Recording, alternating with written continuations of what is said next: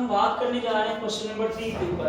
Question number 3 को कह रहा है कि find the values of A B C and D which satisfy the matrix equation.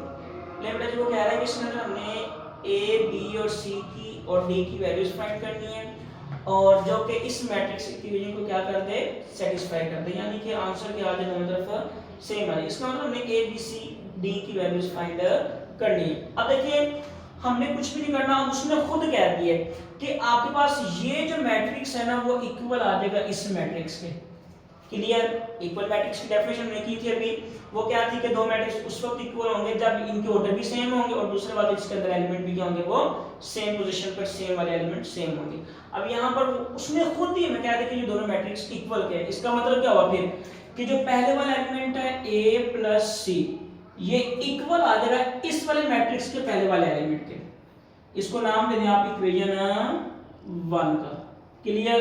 ले जी, उसके बाद ये जो सेकंड वाला एलिमेंट है a प्लस 2b ये इक्वल आ जाएगा -7 के। ले जी, इसको नाम दे दें इक्वेशन 2 का। क्लियर? उसके बाद अब ये जो थर्ड वाला एलिमेंट है c-1 ये इक्वल आ जाएगा 3 के। ले जी, इसको नाम दे दें आप इक्वेशन 3 का। अब उसके बाद लास्ट वन आपके पास ये जो 4 वाला एलिमेंट है 4d-6 ये इक्वल आ जाएगा किसके, 2d के। ले जी, अब ये आपके पास इक्वेशन 4 बन गई। अब टोटल आपके पास ये 4 इक्वेशन बन चुकी है। अब हमने इनको हल करेंगे और हमारे पास ए बी सी डी की वैल्यूज आ जाएंगी। क्लियर हो गया?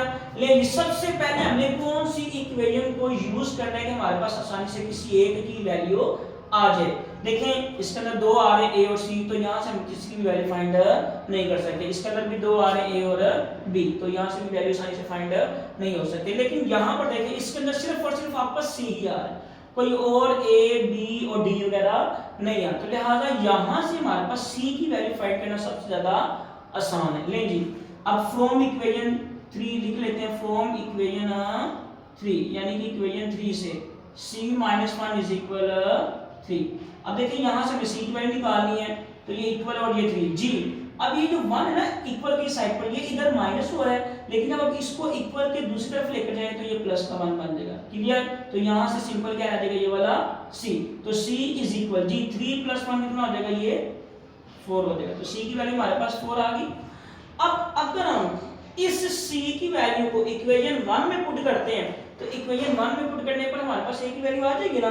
ले जी, अब यहां से हम क्या करते हैं कि put c is equal 4 in equation 1। ले जी, अब आपने इस c की वैल्यू को इक्वेशन 1 के अंदर पुट करना है। इक्वेशन 1 हमारे पास है a + c = 0। ले जी, तो ये a वैसे लिख दें प्लस, ये प्लस भी वैसे लिख दिया। अब इस c की जगह पर आपने ये 4 पुट कर देना, क्योंकि एक c हमारे पास 4 के इक्वल आया, लेंगे इज इक्वल 0। अब यहां से आपको नजर आ रहा है कि ये 4 इक्वल के इस तरफ प्लस हो रहा है, जब हम इसको इक्वल के इस तरफ लेकर आएंगे तो इधर आगे क्या हो जाएगा, माइनस। लेंगे तो यहां से हमारे पास किसकी वैल्यू आ गई, a की वैल्यू भी आ गई है। अब देखिए हमारे पास c और a की वैल्यू आ गई। अब हमने किसकी वैल्यू फाइंड करनी है, b और d की। अगर हम इस a की वैल्यू को इक्वेशन 2 के अंदर पुट करते हैं तो बेटा जी हमारे पास किसकी वैल्यू आ जाएगी, b की। लेंगे अब इसको लिखें put a is equal -4 in equation 2। लेंगे आपने इस a की वैल्यू को इक्वेशन 2 के अंदर पुट करना है जी। तो हमने इक्वेशन 2 हमारे पास है a + 2b = -7। अब हमने इस a की जगह पर पुट करना है ना, तो a की जगह पर -4 और ये प्लस का 2b = -7 लगा देंगे। क्लियर? इस a की जगह पर हमने क्या पुट कर दिया, -4 पुट कर दिया। अब हमने यहाँ से b की वैल्यू निकालनी है, तो अब यहाँ से देखें ये 2b = ये -7। अब देखिए 4 इक्वल की इस तरफ क्या हो रहा है, माइनस हो रहा है, इक्वल की इस तरफ आगे क्या हो जाएगा, ये प्लस का 4 हो जाएगा। इक्वल के एक तरफ जो चीज प्लस हो रही है वो दूसरी तरफ आके माइनस हो जाती है, और अगर कोई माइनस हो तो दूसरी तरफ आके क्या जाती है, प्लस हो जाती है। अब यहाँ से ये 2b = जी 7 के साथ माइनस है और 4 के साथ प्लस है, तो ये प्लस और माइनस साइन डिफरेंट है तो माइनस होंगे, तो 7 में से 4 गए क्या आएगा, 3। अब साइन वो लगाएंगे जो बड़े टर्म के साथ है, तो बड़े टर्म के साथ माइनस तो ज्यादा वो माइनस लगा देंगे। अब हमने क्या फाइंड करना है, b की वैल्यू। अब b के साथ 2 आ रहा है ना, हमने इस 2 को खत्म करना है।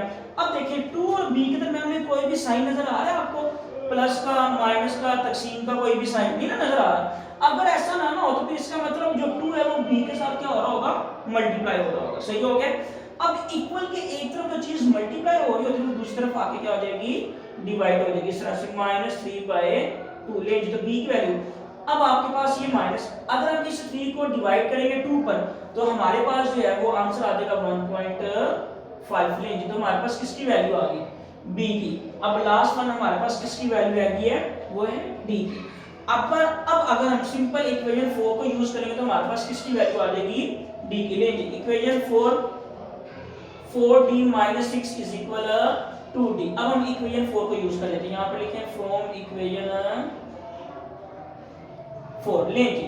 अब यहां से देखिए ये इक्वल लगा दिया। अब ये 4d, अब देखिए 2d इक्वल के इस तरफ क्या हो रहा है? ये प्लस हो रहा है। जब हम इसको इक्वल के इस तरफ लेकर आएंगे तो इधर आके ये माइनस का 2d बन जाएगा। क्लियर? अब उसके बाद ये 6 इधर माइनस हो रहा है, इक्वल के इस तरफ आके क्या हो जाएगा? ये प्लस हो जाएगा। अब प्लस हम लगाते नहीं, अंडरस्कोर के साथ प्लस मौजूद है। अब यहां से देखें ये 4d है, इसमें से माइनस कर देंगे 2d को तो 4d में से 2d निकलेंगे तो कितने बच जाएंगे? 2d is equal 6। अब अगेन यहां पर देखें 2 जो है वो d की वैल्यू फाइंड करनी है और d के साथ 2 आ रहा है। अब हमें इसको खत्म करना है और आपको पता है कि 2d के साथ क्या हो रहा है? पर मल्टीप्लाई, क्योंकि इसके दरमियान में कोई भी साइन नहीं है और जिसके दरमियान में कोई भी साइन ना हो इसका मतलब वो मल्टीप्लाई हो रहे हैं। तो यहां से d इज इक्वल 6/2 लेंगे। 2 3 आर 6 तो d की वैल्यू हमारे पास क्या आ गई? यहां से 3 आ गई। क्लियर? कोई मसला है? लेंगे तो हम अब यहां से d की वैल्यू जो है ना वो फाइंड कर लिया। तो ये हमारा क्वेश्चन नंबर 3 ओवरऑल कंप्लीट हो चुका है।